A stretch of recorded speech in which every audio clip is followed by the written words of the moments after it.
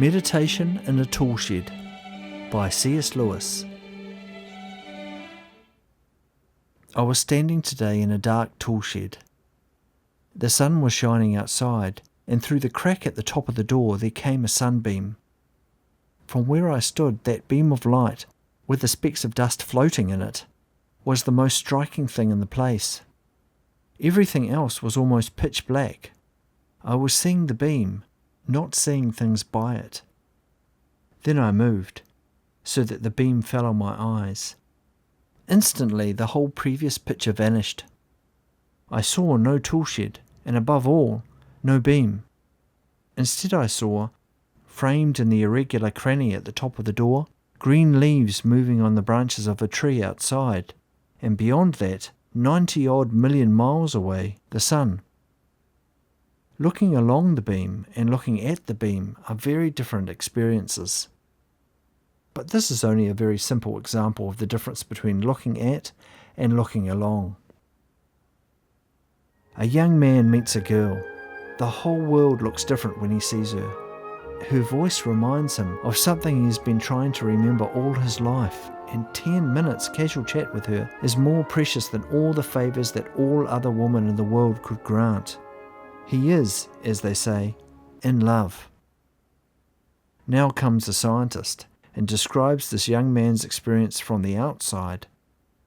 For him, it is all an affair of the young man's genes and a recognised biological stimulus. That is the difference between looking along the sexual impulse and looking at it.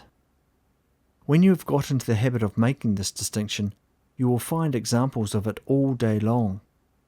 The mathematician sits thinking, and to him it seems that he is contemplating timeless and spaceless truths about quantity. But the cerebral psychologist, if he could look inside the mathematician's head, would find nothing timeless or spaceless there, only tiny movements in the grey matter. The savage dances in ecstasy at midnight before Nyonga, and feels with every muscle that his dance is helping to bring in the new green crops, and the spring rain, and the babies. The anthropologist, observing that savage, records that he is performing a fertility ritual of the type so-and-so. The girl cries over her broken doll and feels that she has lost a real friend. The psychologist says that her nascent maternal instinct has been temporarily lavished on a bit of shaped and coloured wax. And as soon as you have grasped this simple distinction, it raises a question. You get one experience of a thing when you look along it, and another when you look at it. Which is the true or valid experience? Which tells you most about the thing? And you can hardly ask that question without noticing that for the last 50 years or so, everyone has been taking the answer for granted. It has been assumed without discussion that if you want a true account of religion, you must go not to religious people, but to anthropologists. That if you want a true account of sexual love, you must go not to lovers, but to psychologists. That if you want to understand some ideology, such as medieval chivalry or the 19th century idea of a gentleman, you must listen not to those who lived inside it, but to sociologists. The people who look at things have had it all their own way. The people who look along things have simply been browbeaten.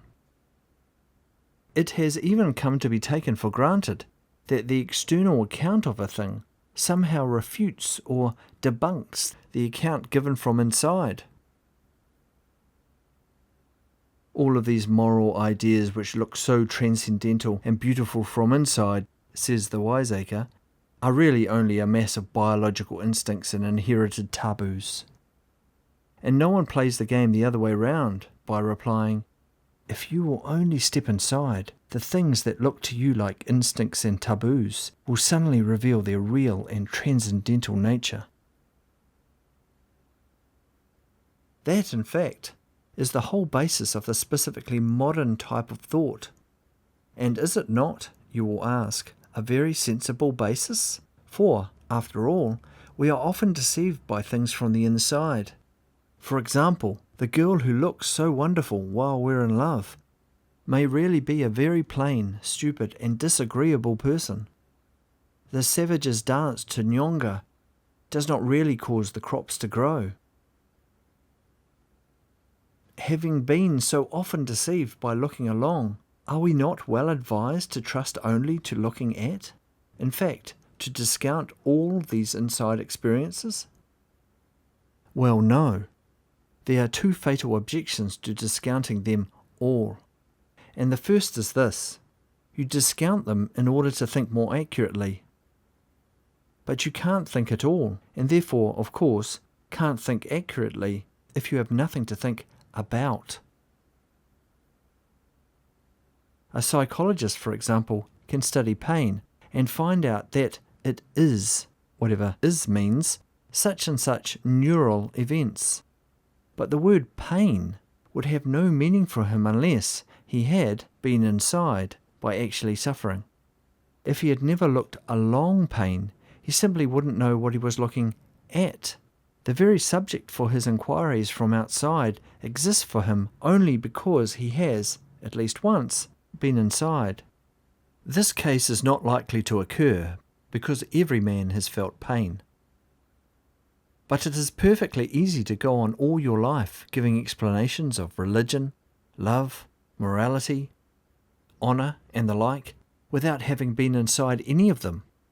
And if you do that, you are simply playing with counters. You go on explaining a thing without knowing what it is. That is why a great deal of contemporary thought is, strictly speaking, thought about nothing.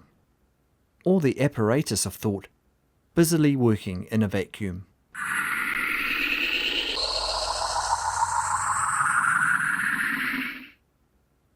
The other objection is this. Let us go back to the toolshed. I might have discounted what I saw when looking along the beam, i.e. the leaves moving and the sun, on the ground that it was really only a strip of dusty light in a dark shed. That is, I might have set up as true my side vision of the beam.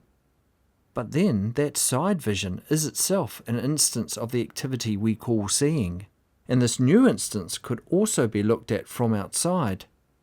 I could allow a scientist to tell me that what seemed to be a beam of light in a shed was really only an agitation of my own optic nerves.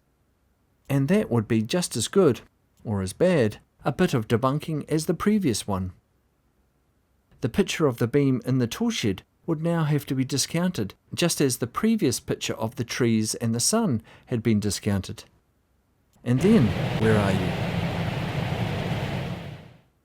In other words, you can step outside one experience only by stepping inside another. Therefore, if all inside experiences are misleading, we are always misled. The cerebral psychologist may say, if he chooses, that the mathematician's thought is only tiny physical movements of the grey matter. But then, what about the cerebral psychologist's own thought at that very moment? A second psychologist looking at it could pronounce it also to be only tiny physical movements in the first psychologist's skull. Where is the rot to end? The answer is that we must never allow the rot to begin. We must, on pain of idiocy, deny from the very outset the idea that looking at is, by its own nature, intrinsically truer or better than looking along.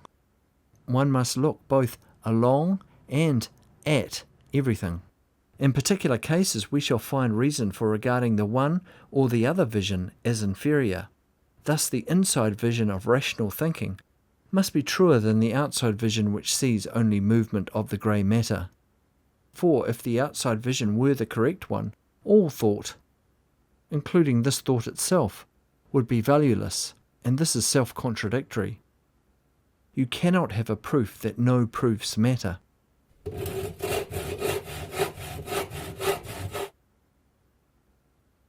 On the other hand, the inside vision of the savage's dance to Nyonga may be found deceptive because we find reason to believe that crops and babies are not really affected by it.